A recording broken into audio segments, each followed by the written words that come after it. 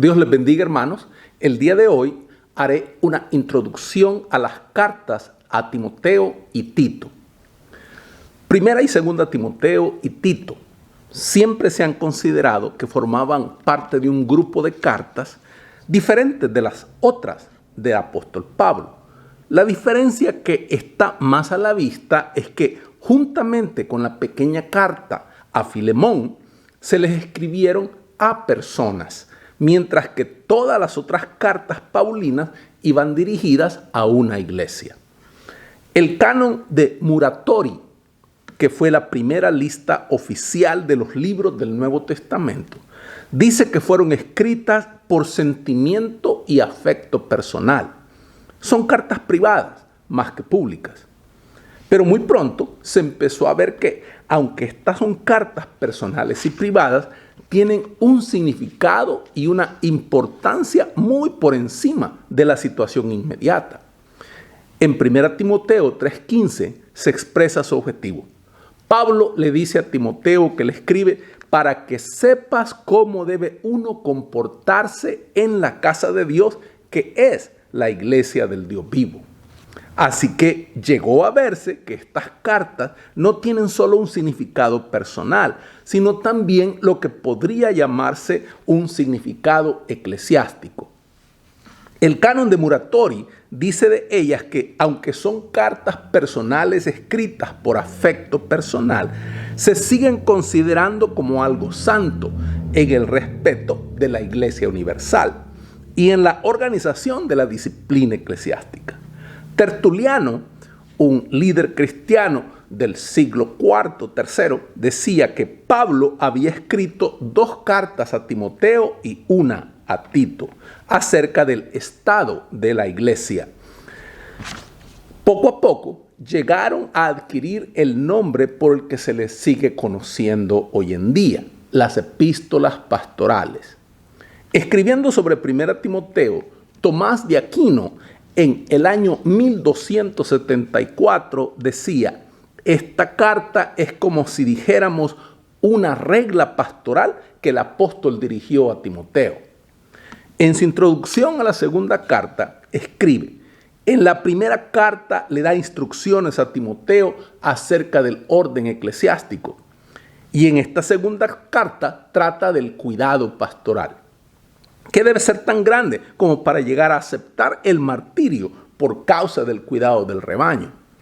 Pero este título, las epístolas pastorales, no llegó a asignárseles a estas cartas hasta el año 1726, cuando el gran investigador Paul Anton dio una serie de conferencias famosas sobre ellas bajo ese título. Así es que estas cartas tratan del cuidado y la organización del rebaño de Dios. Les dicen a los miembros cómo deben comportarse en el seno de la familia de Dios, dando instrucciones acerca de cómo ha de administrarse la casa de Dios, de qué clase de personas deben ser los responsables y los pastores de las iglesias y cómo hay que enfrentarse con las amenazas que ponen en peligro la fe y la vida cristiana.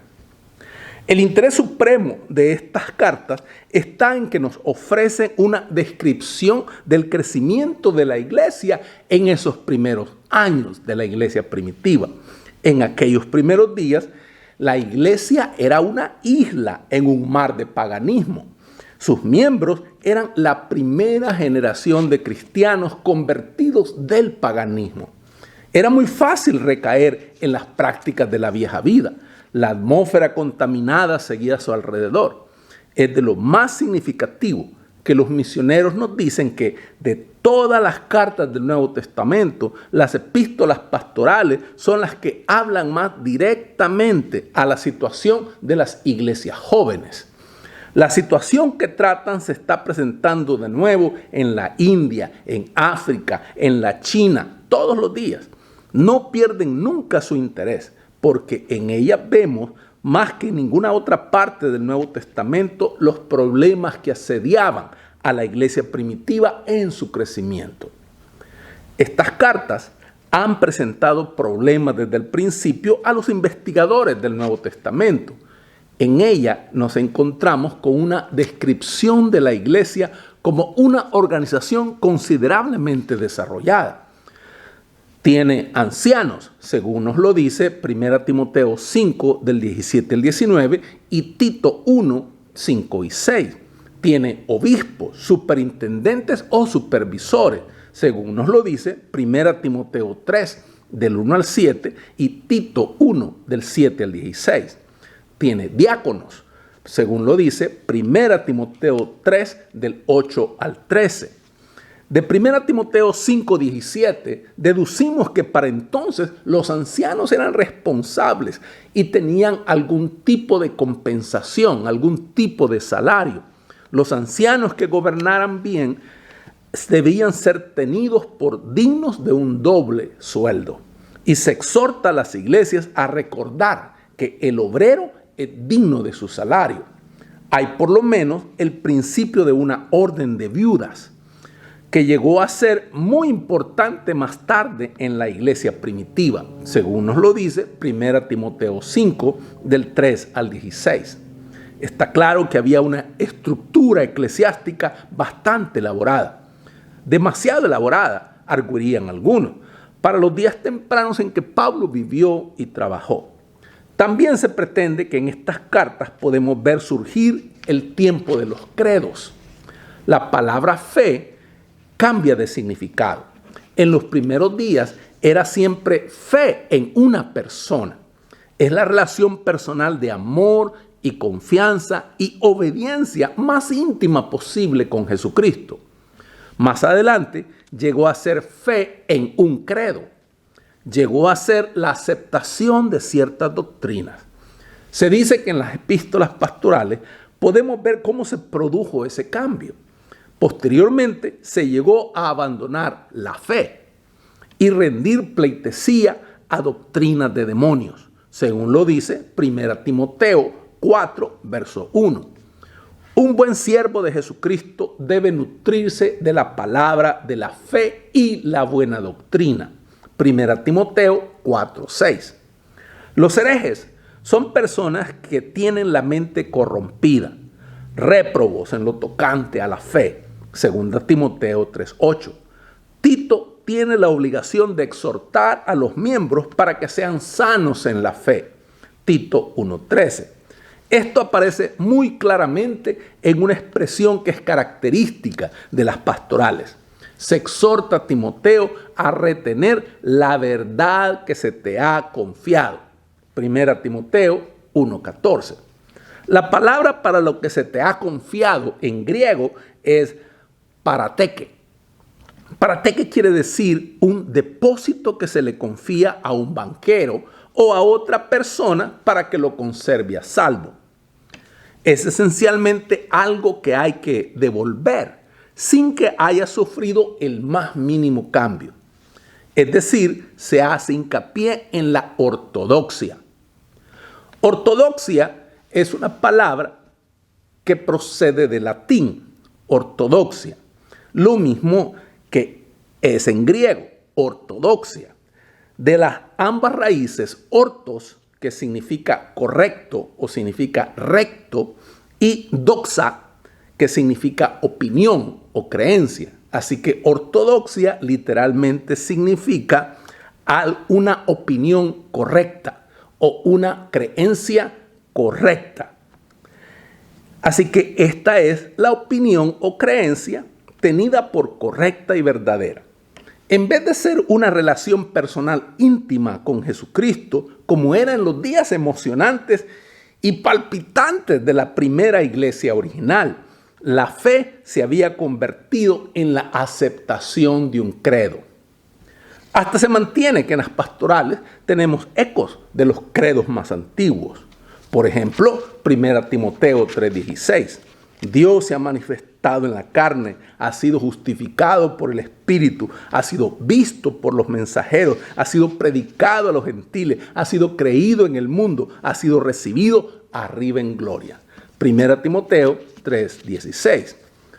Esto suena al fragmento de un credo que se recita también en 2 Timoteo 2:8.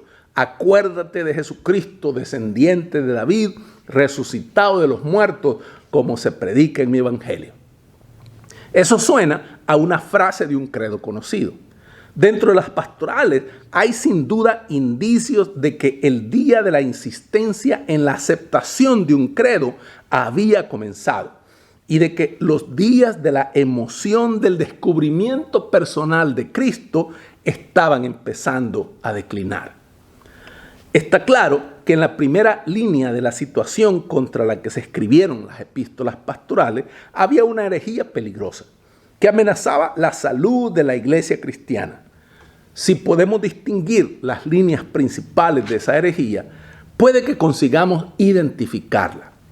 Se caracterizaba por un intelectualismo especulativo.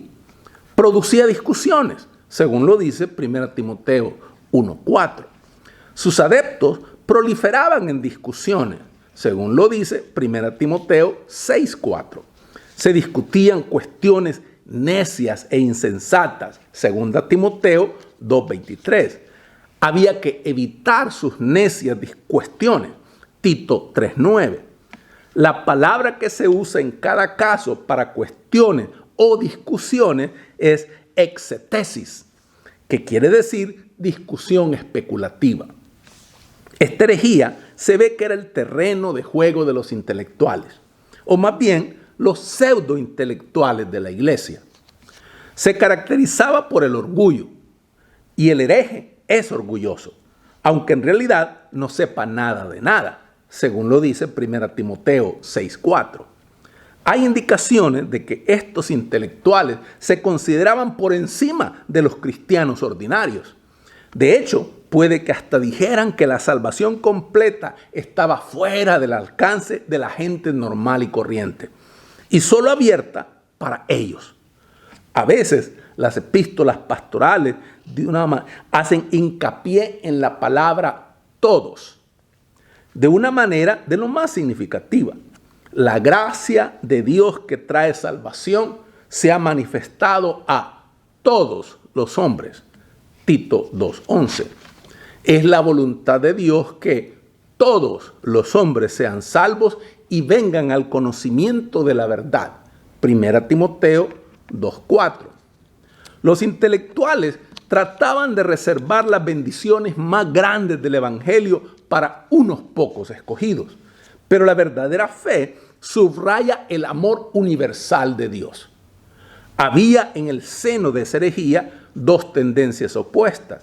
Una era la tendencia al ascetismo.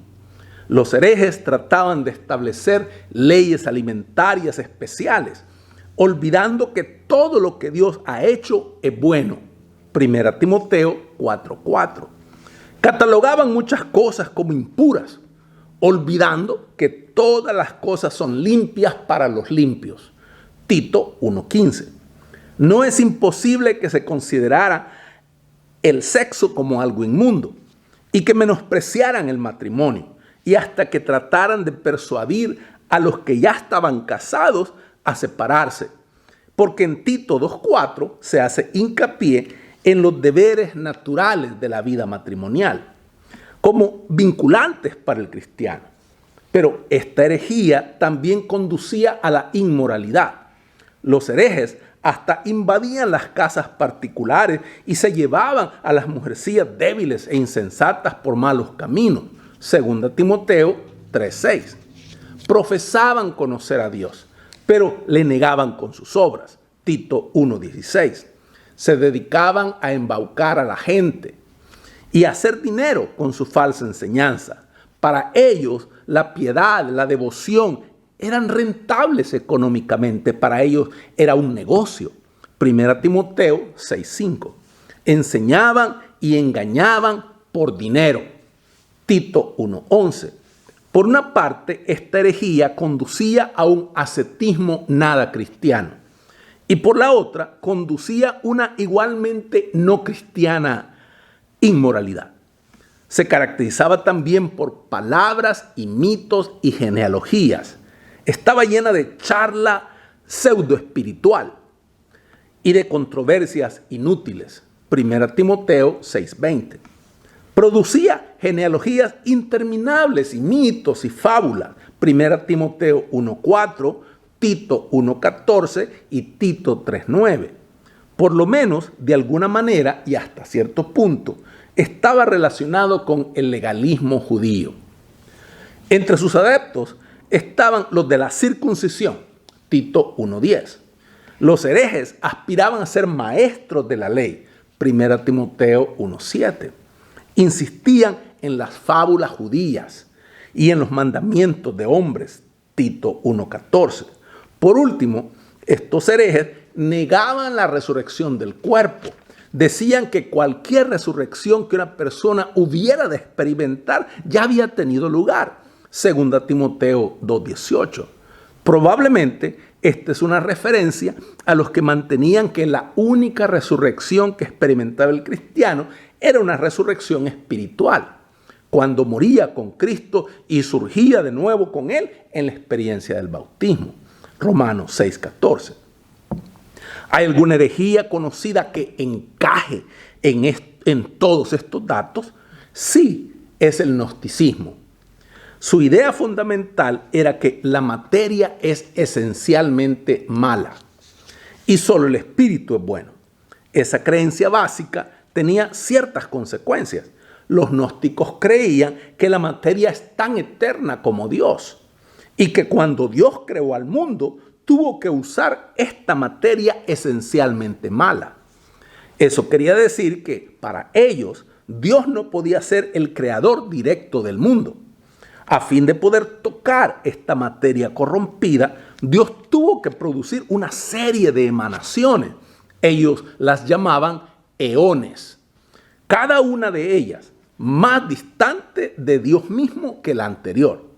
Hasta que por último hubo una emanación o un eón tan distante de Dios que pudo manejar la materia y crear el mundo. Entre el hombre y Dios se extendía una larga serie de emanaciones, cada una con su nombre y genealogía. Así es que el gnosticismo tenía literalmente un sinnúmero de fábulas y genealogías. Si uno había de llegar a Dios alguna vez, debía, como si dijéramos, ascender esta escala de emanaciones, para lo cual necesitaba una especie de muy especial conocimiento que incluyera todas las consignas que le permitieran pasar de una etapa a otra. Solamente de una persona del más elevado calibre espiritual se podía esperar tal cosa, que adquiriera este conocimiento tan extraordinario y que supiera todas las consignas para llegar a Dios. Además, si la materia era totalmente mala, el cuerpo también lo era, afirmaban ellos.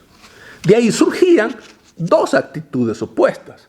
O bien, el cuerpo tenía que someterse al más estricto ascetismo, en el que las necesidades del cuerpo se eliminaran en la medida de lo posible y sus instintos, especialmente el sexual, se destruyeran lo más posible. O se podía mantener que, puesto que era malo, no importaba lo que se hiciera con el cuerpo y se les podía dar rienda suelta a sus instintos y deseos.